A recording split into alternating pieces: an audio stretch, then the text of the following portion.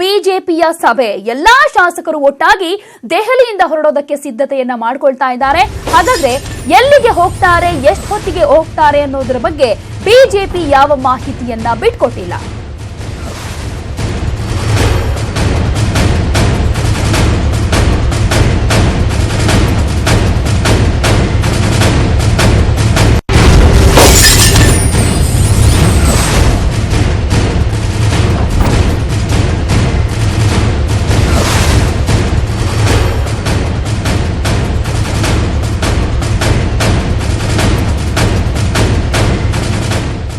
ಅರ್ಧ ಗಂಟೆಗೆ ಬಿಜೆಪಿಯ ಸಭೆ ಮುಗಿದು ಹೋಗಿದೆ. ಬಿಜೆಪಿಯ ಎಲ್ಲಾ ಶಾಸಕರು ಒಟ್ಟಾಗಿ ದೆಹಲಿಯಿಂದ ಹೊರಡೋದಕ್ಕೆ ಸಿದ್ಧತೆಯನ್ನ ಮಾಡ್ಕೊಳ್ತಾ ಇದ್ದಾರೆ. ಆದರೆ ಎಲ್ಲಿಗೆ ಹೋಗ್ತಾರೆ, ಎಷ್ಟು ಹೊತ್ತಿಗೆ ಹೋಗ್ತಾರೆ ಅನ್ನೋದ್ರ ಬಗ್ಗೆ ಬಿಜೆಪಿ ಮಾಹಿತಿಯನ್ನ ಬಿಟ್ಕೊಟ್ಟಿಲ್ಲ. ನಿಗೂಢ ಸ್ಥಳಕ್ಕೆ ಬಿಜೆಪಿ ಟೀಮ್ ಹೋಗೋದಕ್ಕೆ ರೆಡಿ ಆಗ್ತಾ ಇದೆ. ಬಿಜೆಪಿ ಗುಟ್ಟಾಗಿದ್ರು ಕೂಡ ನ್ಯೂಸ್ 18ಗೆ ಸಿಕ್ಕಿದೆ ಅದರ ಬಗ್ಗೆ ಮಾಹಿತಿ. ಅಂದ್ರೆ ಸಭೆಯಲ್ಲಿ ಏನೇನಾಯ್ತು, ಶಾಸಕರು ಎಲ್ಲಿಗೆ ಹೋಗ್ತಾರೆ ಅನ್ನೋದ್ರ ಬಗ್ಗೆ ನ್ಯೂಸ್ 18ಗೆ ಮಾಹಿತಿ ಸಿಕ್ಕಿದೆ. ದೆಹಲಿಯಲ್ಲಿ ಈಗಾಗಲೇ ಎಲ್ಲಾ ಬಿಜೆಪಿ ಶಾಸಕರು ಇದ್ದಾರೆ. ಎಲ್ಲರೂ ಕೂಡ ರೆಸಾರ್ಟ್ಗೆ ತೆರಳೋದಕ್ಕೆ ಸಿದ್ಧತೆಯನ್ನ ಮಾಡಿಕೊಳ್ತಾ ಇದ್ದಾರೆ. ದೆಹಲಿಯ ಕೂಗಳತೆ ದೂರದಲ್ಲೇ ಬಿಜೆಪಿ ರೆಸಾರ್ಟ್ ರಾಜಕೀಯವನ್ನ ಮಾಡ್ತಾ ಇದೆ. ದೆಹಲಿಯ ಗುರುಗ್ರಾಮದಲ್ಲಿರುವಂತಹ ರೆಸಾರ್ಟ್ಗೆ ಬಿಜೆಪಿ ಪಡೆ ಹೋಗ್ತಾ ಇದೆ. ಖಾಸಗಿ ರೆಸಾರ್ಟ್ ನಲ್ಲಿ ಬಿಜೆಪಿ ಶಾಸಕರು ವಾಸ್ತವ್ಯ ಹೂಡಲಿದ್ದಾರೆ. ಬಿಜೆಪಿ ಗುಟ್ಟಾಗಿಟ್ಟಿದ್ರು ಕೂಡ ನ್ಯೂಸ್ 18ಗೆ ಮಾಹಿತಿ ಸಿಕ್ಕಿದೆ.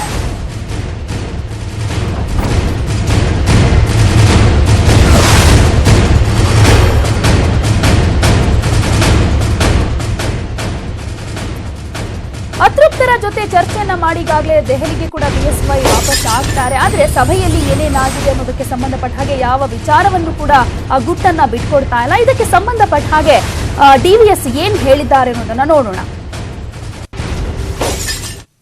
ಲೋಕಸಭಾ ಚುನಾವಣೆ ತಯಾರಿ ಅಮಿತ್ ಶಾ ಬರ್ತಾನೆ ಅಂತ ಹೇಳಿದ ಹಿನ್ನೆಲೆಯಲ್ಲಿ ನಾವು ಇಲ್ಲೇ ನಮ್ಮ ಕಾರ್ಯಕ್ರಮಗಳನ್ನು ಮಾಡಿದೆವು.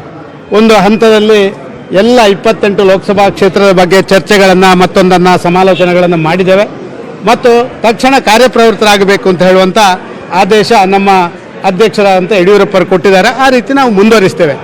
ಯಾರೋ ಎಲ್ಲಿಯೋ ಆಪರೇಷನ್ ಕಮಲ ಮತ್ತೊಂದು ಮಾಡ್ತಾರೆ ಅಂತ ಹೇಳೋದು ಇದು ಸತ್ಯಕ್ಕೆ ದೂರವಾದಂಥ ಮಾತು. ಒಂದು. ಎರಡನೇದಾಗಿ ನಾನು ಬಾರಿ ಹೇಳ್ತಾ ಇದ್ದೀನಿ, ನಮ್ಮ ಪಕ್ಷದ 104 ಶಾಸಕರನ್ನು ಕೂಡ ನಮ್ಮ ಅಧ್ಯಕ್ಷರು ಕರೆದ ಕೂಡಲೇ ನಾವೆಲ್ಲ ಒಟ್ಟಾಗಿ ಒಂದಾಗಿ ಒಂದೇ ಕಡೆ ಒಂದೇ ದೃಷ್ಟಿಕೋನದಿಂದ ಇರುವಂಥದ್ದು ನೀವು ಕಂಡಿದ್ದೀರಿ. ಅದು ಕಾಂಗ್ರೆಸ್ನವ್ರಿಗೆ ಯಾಕೆ ಆಗ್ತಾ ಇಲ್ಲ, ಅದು JDSನವ್ರಿಗೆ ಯಾಕೆ ಆಗ್ತಾ ಇಲ್ಲ? ಅವರವರ ಮನೆ ಸರಿ ಇಟ್ಕೊಳ್ಳುವಂಥದ್ದು ಅವರವರ ಜವಾಬ್ದಾರಿ. ಅವರವರ ಮನೆ ಸರಿ ಇಟ್ಕೊಳ್ಳೋಕ್ಕಾಗಲ್ಲ, ಅವರ ಮಕ್ಕಳನ್ನು ಸರಿ ನೋಡ್ಕೊಳ್ಳೋಕ್ಕಾಗಲ್ಲ ಅಂತ ಹೇಳಿದರೆ ಅದಕ್ಕೆ ಇನ್ನೊಬ್ಬರನ್ನ ಪಕ್ಕದ ಮನೆಯವರನ್ನು ದೂಷಿಸುವುದು ಇದು ನ್ಯಾಯ ಅಲ್ಲ. ನಾವು ನಮ್ಮ ಪಾರ್ಟಿಯ ಡೊಂಕನ್ನು ತಿದ್ದಿಕೊಳ್ಳಲಿಕ್ಕೆ ನಾವು ಸೇರಿದ್ದೇವೆ. ಅವರ ಪಾರ್ಟಿಯ ಡೊಂಕನ್ನು ತಿದ್ದಿಕೊಳ್ಳಲಿಕ್ಕೆ ಸೇರಿಕೊಳ್ಳಿ, ಯಾರು ಬೇಡ ಅಂತ ಹೇಳ್ತಾರೆ? ಸರ್, ಈಗ ಶಾಸಕರು ಎಲ್ಲಿಗೆ ಹೋಗ್ತಾರೆ ಸರ್? ಈಗ ಯಾವುದು? ಅವರವರ ಮನೆಗಳಿಗೆ ಅವರವರ ಊರುಗಳಿಗೆ ಹೋಗ್ತಾರೆ. ಹೊರಟ್ರಲ್ಲ ನಿಮ್ಮ ಎದುರಿನಲ್ಲ, ಇಲ್ಲಿಂದ ಗೊತ್ತಿಲ್ಲಪ್ಪ. ನೋಡಿ ಈಗ KB1ಗೆ KB2ಗೆ ಮತ್ತೆ ಬೇರೆ ಬೇರೆ ಹೋಟೆಲ್ಗಳಿಗೆ ಹೋಗಿ ಅವರವರ ಲಗೇಜ್ ಎತ್ಕೊಂಡು ಅವರವರು ಹೋಗ್ತಾರೆ. ಲೋಕಸಭಾ ಸದಾನಂದ ಗೌಡ್ರಂತೂ ಯಾವ ಗುಟ್ಟನ್ನ ಬಿಟ್ಕೊಡ್ಲಿಲ್ಲ. ಆದ್ರೆ ಇದಕ್ಕೆ ಸಂಬಂಧಪಟ್ಟ ಹಾಗೆ ಶೋಭಾ ಕರಂದ್ಲಾಜೆ ಅವರು ಏನ್ ಹೇಳ್ತಾರೆ ಅನ್ನೋದನ್ನ ನೋಡೋಣ. ಈಗ ನಡೆದಂತ ಮೀಟಿಂಗ್ ಅಲ್ಲಿ ನಾವೆಲ್ಲ ಒಟ್ಟಾಗಿರ್ತೀವಿ. ನಮ್ಮ ಹೆಸರನ್ನ ನಮ್ಮ ಕ್ಷೇತ್ರದಲ್ಲಿ ಕೆಡಿಸುವಂತ ಪ್ರಯತ್ನವನ್ನ ಕಾಂಗ್ರೆಸ್ ಮತ್ತು JDS ಮಾಡ್ತಾ ಇದೆ. ಅದಕ್ಕಾಗಿ ನಾವು ಒಟ್ಟಾಗಿರ್ತೀವಿ ಅನ್ನುವಂತ ಭಾವನೆಯನ್ನ ವ್ಯಕ್ತ ಮಾಡಿದ್ದಾರೆ. ಅದಕ್ಕಾಗಿ ನಮ್ಮ ಶಾಸಕರೆಲ್ಲ ಡೆಲ್ಲಿಯಲ್ಲಿ ಒಟ್ಟಾಗಿ ನಾವು ಇರ್ತೀವಿ. ಕುಮಾರಸ್ವಾಮಿ ಅವರು ಅವರ ಮಾತನ್ನ ನಾವು ಗಮನಿಸಿದ್ರೆ ಈಗಾಗಲೇ ಕುದುರೆ ವ್ಯಾಪಾರ ಶುರು ಮಾಡಿದ್ದಾರೆ ಅಂತ ಕಾಣಿಸುತ್ತೆ. ಸರ್ಕಾರದಲ್ಲಿರುವವರು ಏನ್ ಬೇಕಾದ್ರೂ ಮಾಡಬಹುದು ಅನ್ನುವಂತ ದರ್ಪದಿಂದ ಅವರು ಮಾತಾಡ್ತಿದ್ದಾರೆ. ನಮ್ಮ ಯಾವುದೇ ಶಾಸಕರು 104 ಜನ ಕೂಡ ಅವರ ಯಾವುದೇ ಮಾತಿಗೆ ಕಿವಿಗೊಡುವುದಿಲ್ಲ. ನಾವೆಲ್ಲ ಒಟ್ಟಾಗಿ ಭಾರತೀಯ ಜನತಾ ಪಾರ್ಟಿಯ ಕಾರ್ಯಕರ್ತರಾಗಿ ಇರ್ತೀವಿ. ಮುಂದಿನ ಲೋಕಸಭಾ ಚುನಾವಣೆಗೆ ತಯಾರಿಯನ್ನು ನಡೆಸ್ತೀವಿ ಅನ್ನುವಂತ ಭರವಸೆಯನ್ನು ಕೂಡ ಇವತ್ತು ಯಡಿಯೂರಪ್ಪನವರಿಗೆ ನಡೆದಂತ ಮೀಟಿಂಗ್ ಅಲ್ಲಿ ಕೊಟ್ಟಿದ್ದಾರೆ. ಬಿಜೆಪಿ ಶಾಸಕರು ಸಂಪರ್ಕದಲ್ಲಿದ್ದಾರೆ ಅನ್ನುವಂಥದ್ದನ್ನು ಕುಮಾರಸ್ವಾಮಿ ಅವರು ಹೇಳ್ತಾ ಇದ್ದಾರೆ. ಹಿಂದೆ ಕೂಡ 1 ತಿಂಗಳ ಹಿಂದೆ 2 ತಿಂಗಳ ಹಿಂದೆ ಇದೇ ರೀತಿಯಾಗಿ ಹೇಳಿ ನಮ್ಮ ಮೇಲೆ ಸಂಶಯವನ್ನ ವ್ಯಕ್ತ ಮಾಡುವಂಥದ್ದು ಕೂಡ ಹಲವಾರು ಪ್ರಕರಣದಲ್ಲಿ ನಡೆದಿದೆ. ಅದಕ್ಕಾಗಿ ನಾವು ಡೆಲ್ಲಿಯಲ್ಲೇ ಇರ್ತೀವಿ, ನಿಮ್ಮ ಜೊತೆನೇ ಇರ್ತೀವಿ ಅನ್ನುವಂಥ ಭರವಸೆಯನ್ನು ಯಡಿಯೂರಪ್ಪನವರಿಗೆ ಕೊಟ್ಟಿದ್ದಾರೆ. ಈ ಬಗ್ಗೆ ಮತ್ತಷ್ಟು ಮಾಹಿತಿಯನ್ನ ಕೊಡ್ತಾರೆ ನಮ್ಮ ರಿಪೋರ್ಟರ್ ಧರಣೀಶ್. ದೆಹಲಿಯಿಂದ ನೇರ ಸಂಪರ್ಕದಲ್ಲಿದ್ದಾರೆ. ಧರಣೀಶ್, ಅರ್ಧ ಗಂಟೆ ಸಭೆ ಮಾಡಿದೆ ಬಿಜೆಪಿ ಶಾಸಕರ ಜೊತೆ, ಏನೇನ್ ಚರ್ಚೆ ಆಯ್ತು? ಜೊತೆಗೆ ಶಾಸಕರೆಲ್ಲ ಎಲ್ಲಿಗೆ ಹೋಗಿದ್ದಾರೆ ಅನ್ನೋದ್ರ ಬಗ್ಗೆ ಯಾವ ಗುಟ್ಟನ್ನ ಕೂಡ ಬಿಟ್ಕೊಡ್ತಾ ಇಲ್ಲ. ನಿಜಕ್ಕೂ ಶಾಸಕರು ಎಲ್ಲಿ ಹೋಗಿದ್ದಾರೆ, ಆ ಬಗ್ಗೆ ಏನ್ ಅಪ್ಡೇಟ್ಸ್ ಇದೆ?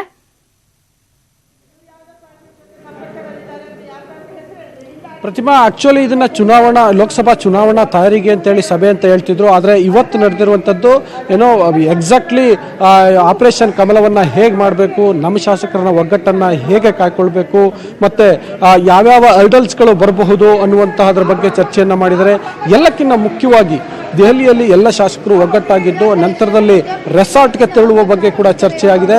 ಅದನ್ನು ಈಗ ಆಗಲೇ ಅಧಿಕೃತವಾಗಿ ಶೋಭಾ ಕರಂದ್ಲಾಜೆ ಅವರು ಹೇಳಿದ್ದಾರೆ. ಏನಂತಂದರೆ, ನಾವು ಮುಖ್ಯಮಂತ್ರಿ ಕುಮಾರಸ್ವಾಮಿ ಅವರು ಏನೋ ಶಾಸಕರ ಖರೀದಿ ಬಗ್ಗೆ ಮಾತನಾಡಿರೋದ್ರಿಂದ ನಮ್ಮಲ್ಲೂ ಕೂಡ ಆತಂಕ ಶುರುವಾಗಿದೆ. ಆ ಕಾರಣಕ್ಕೋಸ್ಕರ ನಾವು ಒಗ್ಗಟ್ಟನ್ನು ಕಾಯ್ಕೊಳ್ಳುವ ನಿಟ್ಟಿನಲ್ಲಿ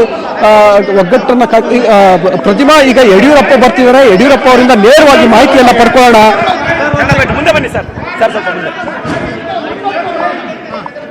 ಸರ್, ಇವತ್ತಿನ ಸಭೆಯಲ್ಲಿ ಏನೇನಾಯ್ತು ಸರ್? ಇನ್ನು ಎಷ್ಟು ದಿನ ನೋಡಿ, ದಯವಿಟ್ಟು ನಮ್ಮೆಲ್ಲ ಮಾಧ್ಯಮದ ಸ್ನೇಹಿತರಿಗೆ ಒಂದು ವಿನಂತಿಯನ್ನು ಮಾಡ್ತೇನೆ. ಭಾರತೀಯ ಜನತಾ ಪಾರ್ಟಿ 104 ಜನ MLA ಇಟ್ಕೊಂಡು ವಿರೋಧ ಪಕ್ಷವಾಗಿ ನಾವು ಕೆಲಸ ಮಾಡೋಕ್ಕೆ ಸಿದ್ಧ ಇದ್ದೇವೆ. ಆದರೆ ಸ್ಪಷ್ಟ ಬಹುಮತ ಇರುವಂಥ ಕಾಂಗ್ರೆಸ್ JDS ಒಟ್ಟಾಗಿ ಆಡಳಿತ ನಡೆಸೋದಲ್ಲಿ ಸಂಪೂರ್ಣ ವಿಫಲ ಆಗಿದೆ. 167 ತಾಲೂಕಲ್ಲಿ ಭೀಕರ ಬರಗಾಲ ಇದೆ.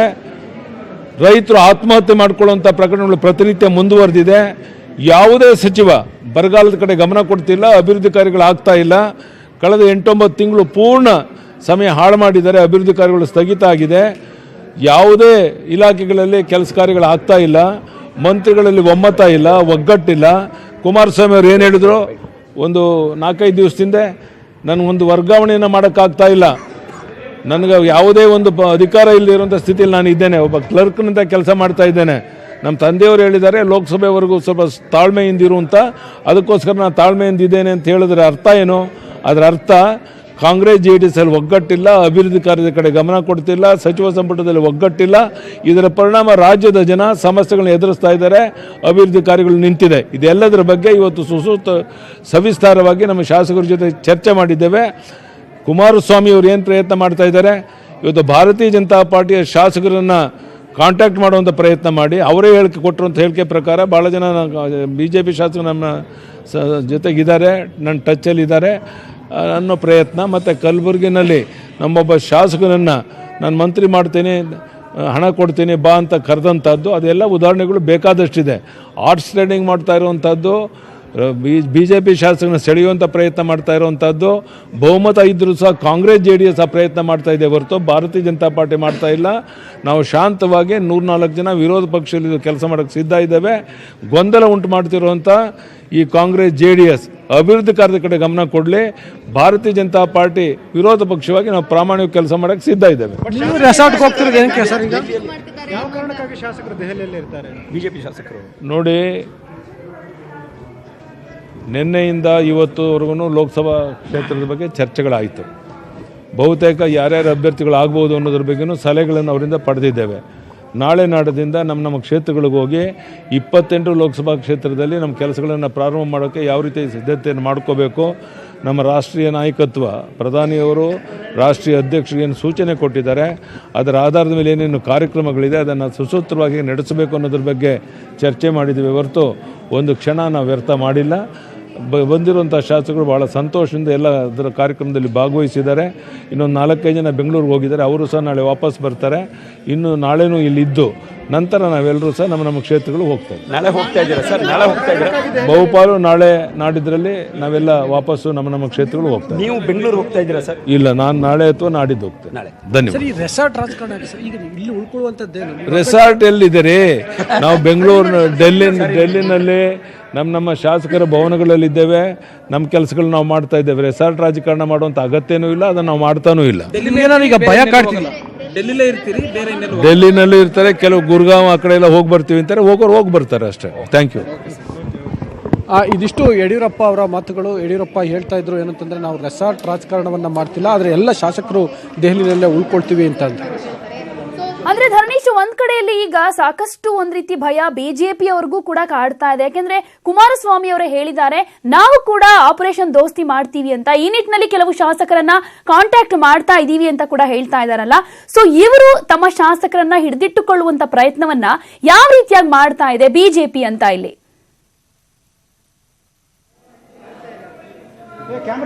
ಬಿಜೆಪಿಯವರಿಗೆ ಎಲ್ಲ ಶಾಸಕರನ್ನ ದೆಹಲಿನಲ್ಲೇ ಇಟ್ಕೊಳ್ಬೇಕು ಅನ್ನುವ ರೀತಿಯಲ್ಲಿ ಈಗ ಆ ಕಾರಣಕ್ಕೋಸ್ಕರ ಎಲ್ಲ ಶಾಸಕರಿಗೆ ಆ ರೀತಿ ಸೂಚನೆಯನ್ನು ಕೊಟ್ಟಿದ್ದಾರೆ. ಮತ್ತೆ ಯಡಿಯೂರಪ್ಪ ಹೇಳ್ತಾ ಇದ್ರು, ಕೆಲವು ಶಾಸಕರು ಗುರ್ಗಾವ್ಗೆ ಹೋಗ್ತೀನಿ ಅಂತ ಅವರು ಸ್ವತಃ ಹೇಳಿದ್ದಾರೆ ಅನ್ನುವಂಥ ಮಾತನ್ನು ಹೇಳಿದ್ರು. ಆಕ್ಚುಲಿ ಆ ಪಕ್ಷವೇ ಆ ರೀತಿ ಸೂಚನೆಯನ್ನು ಕೊಟ್ಟಿದೆ. ಏನಂತಂದ್ರೆ ಎಲ್ಲ ಶಾಸಕರು ಒಂದೇ ಕಡೆ ಇರಬೇಕು ಅಂತೇಳಿ. ಅದು ಗುರ್ಗಾವ್ಗೆ ಈಗ ಬಹುತೇಕ ಎಲ್ಲ ಶಾಸಕರು ಶಿಫ್ಟ್ ಆಗ್ತಾರೆ. ಮತ್ತೆ ಈಗಾಗಲೇ ಅವರಿಗೆ ಲಗೇಜ್ ಸಮೇತ ನೀವು ರೆಡಿಯಾಗಿ ಎನ್ನುವಂಥ ಸಂದೇಶವನ್ನು ಕೂಡ ಹೈಕಮಾಂಡ್ ಅಂದ್ರೆ ಯಡಿಯೂರಪ್ಪ ಕೊಟ್ಟಿದ್ದಾರೆ. ಮತ್ತೆ ಈಗ ಎಲ್ಲ ಶಾಸಕರು ಆ ತಯಾರಿಯಲ್ಲಿ ಕೂಡ ಇದ್ದಾರೆ. ಇದರಿಂದ ಒಂದಂಶ ಅಂತೂ ಬಹಳ ಸ್ಪಷ್ಟವಾಗ್ತಾ ಇದೆ. ಏನಂತಂದ್ರೆ ಬಿಜೆಪಿಯ ಶಾಸಕರು ಇನ್ನೂ ಕೂಡ ಇಲ್ಲಿರ್ತಾರೆ. ಅಂದ್ರೆ ಆ ಮುಂಬೈನಲ್ಲಿರುವಂತಹ ಶಾಸಕರು ಅಥವಾ ಬೆಂಗಳೂರು ಅಥವಾ ಅವರವರ ಕ್ಷೇತ್ರದಲ್ಲಿರುವಂತಹ ಅತೃಪ್ತ ಶಾಸಕರ ನಡೆಯನ್ನು ನೋಡಿ ನಂತರದಲ್ಲಿ ತಾವು ನಿರ್ಧಾರವನ್ನ ತೆಗೆದುಕೊಳ್ಳಿಕ್ಕೋಸ್ಕರ ಒಗ್ಗಟ್ಟಿನ ಮಂತ್ರ ಪಠಿಸ್ತಾ ಈ ಶಾಸಕರು ಅಥವಾ ಬಿಜೆಪಿ ಶಾಸಕರು ದೆಹಲಿನಲ್ಲಿ ಉಳ್ಕೊಳ್ತಿದ್ದಾರೆ. Definitely there is no doubt of it. ಇದು ರೆಸಾರ್ಟ್ ರಾಜಕಾರಣಕ್ಕೆ ಮುನ್ನುಡಿ ಬರೀತಾ ಇದೆ. ರೆಸಾರ್ಟ್ಗೆ ಇನ್ನೊಂದು ಸ್ವಲ್ಪ ಹೊತ್ತಿಗೆ ಎಲ್ಲ ಬಿಜೆಪಿಯ ಶಾಸಕರು ತೆರಳ್ತಾರೆ. ಕೆಲವರು ವೆಸ್ಟರ್ನ್ ಕೋರ್ಟ್ ಅಂದ್ರೆ ಇವಾಗ ಸಭೆ ನಡೆದಂತ ಈ ಜಾಗದಿಂದ ತೆರಳ್ತಾರೆ, ಕೆಲವರು ಕರ್ನಾಟಕ ಭವನದಿಂದ ತೆರಳ್ತಾರೆ. ಸೊ ಇದ್ರ ಮತ್ತೆ ಯಡಿಯೂರಪ್ಪ ಇನ್ನೂ ಒಂದು ಮಾತು ಹೇಳಿದ್ರು, ನಾನು ಕೂಡ ದೆಹಲಿಯಲ್ಲೇ ಉಳ್ಕೊಳ್ತೇನೆ ಅಂತ. ಅಂದ್ರೆ ಈ ಎಲ್ಲ ಶಾಸಕರನ್ನ ಇಲ್ಲಿ ನಿಯಂತ್ರಿಸಲಿಕ್ಕೆ ಅವರೇ ಖುದ್ದಾಗಿರ್ತಾರೆ. ಒಟ್ಟಾರೆಯಾಗಿ ಈಗ ರಾಜ್ಯ ರಾಜಕಾರಣದ ಇನ್ನೊಂದು ಘಟ್ಟ ತಲುಪಿದೆ. ಯಾಕೆಂತಂದ್ರೆ ಈಗ ಒಂದ್ ಕಡೆ ಆಪರೇಷನ್ ಕಮಲ ಮಾಡಲಿಕ್ಕೆ ಬಿಜೆಪಿ ಪ್ರಯತ್ನ ಮಾಡ್ತಿದೆ. ಮತ್ತೆ ಯಡಿಯೂರಪ್ಪ ಹೇಳಿದ ರೀತಿಯಲ್ಲಿ ಕುಮಾರಸ್ವಾಮಿ ಅಂಡ್ ಆಡಳಿತ ಪಕ್ಷದವರು ಅವರು ಪ್ರಯತ್ನವನ್ನು ಮಾಡ್ತಿದ್ದಾರೆ. ಹಾಗಾಗಿ ಇಡೀ ರಾಜ್ಯ ರಾಜಕಾರಣದ ಚಿತ್ರಣ ಬದಲಾಗುವಂತಹ ಒಂದು ಸ್ಪಷ್ಟ ಸೂಚನೆಗಳು ಸಿಗ್ತಿದ್ದಾವೆ. ಪ್ರತಿಮಾ, ಓಕೆ, ಧನ್ಯವಾದ ಧರಣೀಶ್ ತಮ್ಮೆಲ್ಲ ಮಾಹಿತಿಗೆ.